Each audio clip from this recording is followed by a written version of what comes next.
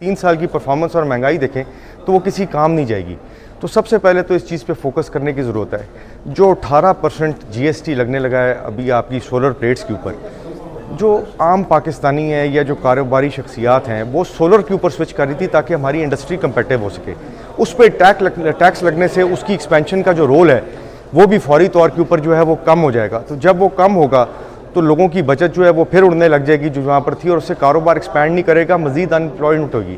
इसके साथ साथ बेशुमार चीज़ें हैं जिस किस्म की ये ताकतें एफपीआर को देने लगे, जो ये 37AA और इस किस्म की जो अमेंडमेंट्स कर रहे हैं जो आपकी सेल्स टैक्स एक्ट में, इसका तो जज, जुडिशरी और सारा एग्जीक्यूशनर हर चीज़ हर किस्म का जो रोल है वो तो एफबीआर को दे देंगे।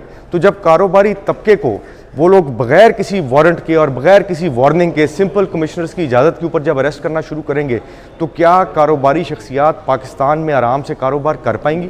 और अगर कारोबार नहीं होगा तो किस तरह एम्प्लॉयमेंट आएगी हमारे मुल्क में, चीज़ें कैसे आगे चलेंगी? जहाँ तक एग्रीकल्चर सेक्टर का सवाल है वो तो वैसे ही तबाह हो गया।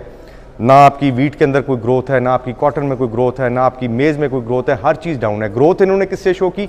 लाइव स्टॉक से। लाइव स्टॉक जिसकी कोई शुमारी हुई ही नहीं पिछले 15 साल में। तो how is this even possible कि जो चीज़ 15 साल में जिसका कोई काउंट ही नहीं हुआ, जिसकी कोई कैलकुलेशन ही नहीं हुई, उसके ऊपर आप कह रहे हैं कि जी एग्रीकल्चर बढ़ गया। तो ये फोर्ज फिगर्स हैं इनके, जो जीडीपी के 2.68 है, असल में जीडीपी शायद 1% भी नहीं है इस दफ़ा पॉजिटिव। इसके साथ साथ आप अगर आप फर्दर चलें, आप इससे आगे चलें तो इंडस्ट्री में आप देख लें, लार्ज स्केल मैन्युफैक्चरिंग जो डॉक्यूमेंटेड है जिसमें 65% आपकी लेबर फोर्स है, उसको ये इस वक्त क्या कर रहे हैं जी? 65% जिसके अंदर लेबर फोर्स है वो नेगेटिव है आपकी। तो ग्रोथ कहाँ से होनी थी जब लार्ज स्केल मैन्युफैक्चरिंग नेगेटिव है?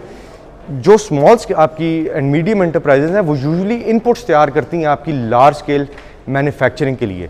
तो उसको उन्होंने पॉजिटिव दिखा के, और उसका भी सर्वे पिछले 15 साल के अंदर नहीं हुआ, एक वेटेड एवरेज के ऊपर उसको बढ़ाए जा रहे हैं। ये पिछले दिनों हमारी पार्टी ने, पीटीआई ने, फाइनेंस कमेटी में सवाल पूछा और उसका जो रिटर्न जवाब आया, अगर वो अभी मेरे पास नहीं पड़ा, उसको आप देखें तो वो कह रहे हैं हम एक वेटेड एवरेज से इसको बढ़ाई जा रहे हैं, यानी कि कोई हमने प्रॉपर इसकी कैलकुलेशन नहीं की स्मॉल एंड मीडियम एंटरप्राइजेस की भी। तो जब इस तरह की सूरत हाल हो, जब आप जानबूझ के बजट इन्फ्लेट कर रहे हो, तो आपकी कैलकुलेशंस कैसे करेक्ट होनी है? जो अनरियलिस्टिक रेवेन्यू टारगेट्स इन्होंने अपने सेट कर दिए हैं जिससे बेतहाशा इन्फ्लेशन होगी। 19% अपने रेवेन्यू का टारगेट यानी कि टैक्सेस का टारगेट वो बढ़ा रहे हैं, जिसमें इनडायरेक्ट टैक्सेस की इंतहा है, जिस तरह के सेल्स टैक्स है।